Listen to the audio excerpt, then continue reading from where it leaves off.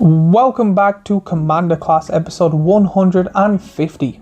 We've officially gotten more episodes than I've lost in a giant board wipe of tokens, and that is saying something. In today's video we'll be talking about the keyword Prowl. It is a mechanic that pretty much just gives you a discount. It's a weird thing that you hit your opponent and you get stuff for less. It's usually the other way around.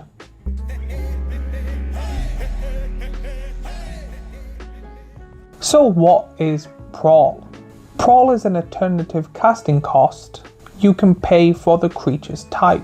All of these are rogues, but there's also like a rogue sphinx and a rogue goblin. So if you do damage with mainly a rogue, you're able to play these for cheaper or their Prowl cost.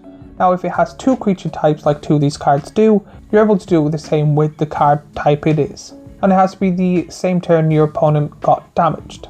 The cool thing about these cards is that they are cheaper to cast, which makes them stronger or have unique abilities, and is also extremely annoying when these cards are used on your opponents. In short, you sneak in, do crime, then profit. The only downside to this is that there is not many cards with this ability. But before we prowl any deeper, a quick reminder. I have a small little shop where I have t-shirts and hoodies in different sizes and colours for people to enjoy with designs that I thought people would like. If you like me what I do and want to help support out the channel and get more stuff for my background and sort out my office a bit more and help support the channel overall, go buy yourself something nice. There is a link in the description.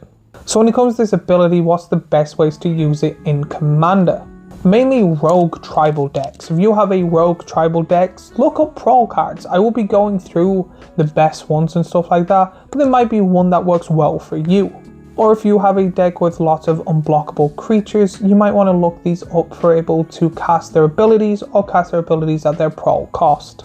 Because in Commander you're attacking quite often, you have lots of chances, especially in a 4-player game, to cast at the Prowl cost.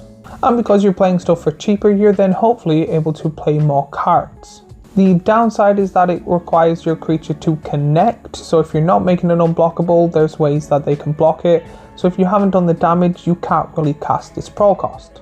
And it requires pretty much rogues. It's when a rogue deals damage, or if there is the two you have, the creature type on top of it. When it comes to this, there's only a handful of cards to actually go through that have this ability, and they're not really the best. But if you're curious of what they are, here's some on screen. Earwig Squad, for 3 generic and 2 black, you get a creature goblin rogue that is a rare. Prowl, for 2 generic and a black. When Earwig Squad enters the battlefield, if its Prowl cost was paid, search tag your opponent's library for 3 cards and exile them, then that player shuffles his or her library and is a 5/3. Enigma Thief, for 5 generic and 2 blue, you get a creature Sphinx Rogue that is a rare. Prowl, for 3 generic and a blue. When Enigma Thief enters the battlefield, for each opponent return up to 1 target non-land permanent that player controls to its owner's hand and is a 5/5. Knowledge Exploitation, for 5 generic and 2 blue, you get a tribal sorcery rogue that is a rare. Prowl, for 3 generic and a blue. Search target opponent's library for an instant or sorcery card. You may play that card without paying its mana cost, then that player shuffles his or her library. Notorious Throng, for 3 generic and blue, you get a tribal sorcery rogue that is a rare. Prowl, for 5 generic and a blue, create X 1/1 black fairy rogue creature tokens with flying, where X is the damage dealt to your opponent this turn. If this spell's Prowl cost was paid, take an extra turn after this one. So what are my final thoughts when it comes to this keyword ability? This basically works well in rogue tribal decks. Each of these cards have different abilities, none of them are the same, so again it depends how you are building your deck for which one you want to put in. They rather save mana or give you extra benefits if you pay more mana than the cost itself. Some are way stronger than others, they're super fun, and they are very, very niche. My biggest thing with them is that there are not many cards with this ability, so again I think you have to kind of rather make more or search harder for these type of cards.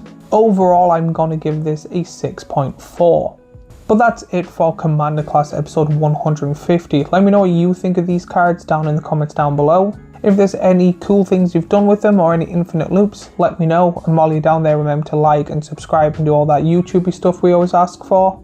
And if you like this commander class, I have last week's commander class here, a playlist of all the commander classes I make here, and a subscribe button here. And I will see you all in the next video.